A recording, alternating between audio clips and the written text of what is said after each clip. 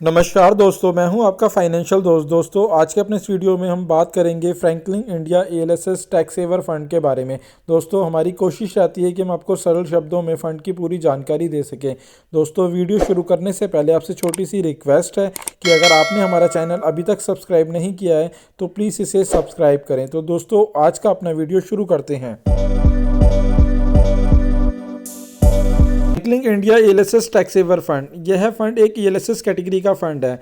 इस फंड के अंदर आपको तभी निवेश करना चाहिए यदि आपको टैक्स सेविंग की रिक्वायरमेंट है। अदरवाइज आप किसी भी नॉर्मल फंड के अंदर इन्वेस्टमेंट कर सकते हैं, क्योंकि जब भी आप एएलएसएस फंड के अंदर निवेश करते हैं तो उसके अंदर आपका 3 साल का लॉकिंग पीरियड रहता है।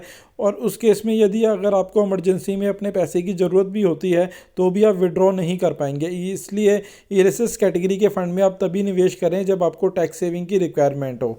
अब बात करते हैं स्कीम डिटेल के बारे में। यह फ़ंड एक ओपन एंडेड फ़ंड है। ओपन एंडेड वह फ़ंड होते हैं जिसमें आप कभी भी विड्रॉ कर सकते हैं, पर साथ ही साथ ये एएलएसएस कैटेगरी का फ़ंड है तो उसके अंदर आप 3 साल से पहले विड्रॉ नहीं कर सकते हैं। बात करें इस फंड के बेंचमार्क की, तो उस फंड का benchmark 100 Nifty 500 total return index का रहने वाला है। एग्जिट लोड इसके ऊपर नील है। वहीं बात करें इसके अंदर इन्वेस्टमेंट की, तो एसआईपी और लमसम दोनों ही केस में आप सिर्फ 500 रुपये से निवेश की शुरुआत कर सकते हैं। वहीं बात करें इस फंड के एक्सपेंस रेशो की, तो इस फंड का एक्सपेंस रेशो 1.83% का है। यह फंड 1999 को लॉन्च हुआ था और इस फंड का अभी तक का जो एसेट अंडर मैनेजमेंट है वह 5,962 करोड़ रुपए का है। वहीं बात करें इस फंड के पास रिटर्न की, तो इस फंड ने पिछले 1 साल के अंदर 31% से ज़्यादा रिटर्न दिया है, 2 सालों में 16% से ज़्यादा रिटर्न दिया है, 3 सालों में 21% से ज़्यादा रिटर्न दिया है और 5 सालों में 17% से ज़्यादा का रिटर्न दिया है। वहीं बात करें कैटेगरी वाइज रिटर्न की, तो उसने पिछले 1 साल में 26% से ज़्यादा रिटर्न दिया है, 2 सालों में 12% से ज़्यादा रिटर्न दिया है, 3 सालों में 18% से ज़्यादा का रिटर्न दिया है और 5 सालों में 16% से ज़्यादा का रिटर्न दिया है।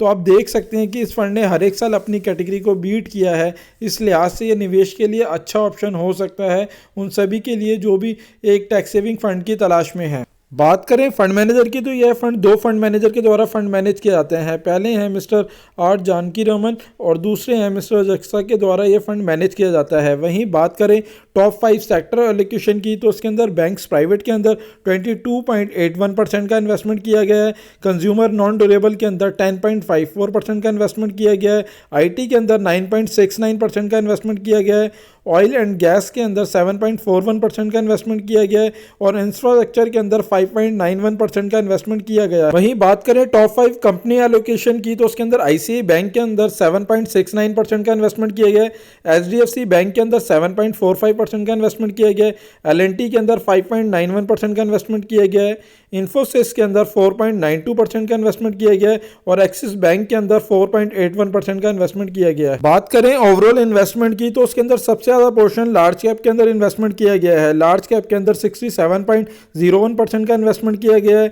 वहीं मिड कैप के अंदर 22.07% का इन्वेस्टमेंट किया गया है और स्मॉल कैप के अंदर 5.99% का इन्वेस्टमेंट किया गया है और कुछ इन्वेस्टमेंट अदर इंस्ट्रूमेंट के अंदर भी किया गया है।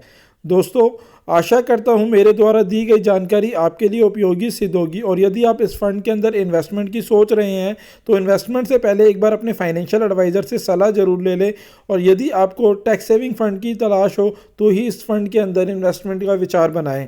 दोस्तों, आशा करता हूं मेरे द्वारा दी गई जानकारी आपके लिए उपयोगी सिद्ध होगी और यदि आपको वीडियो अच्छा लगा हो तो प्लीज़ इसे लाइक शेयर करें और चैनल अभी तक आपने सब्सक्राइब नहीं किया है तो प्लीज़ इसे सब्सक्राइब करें।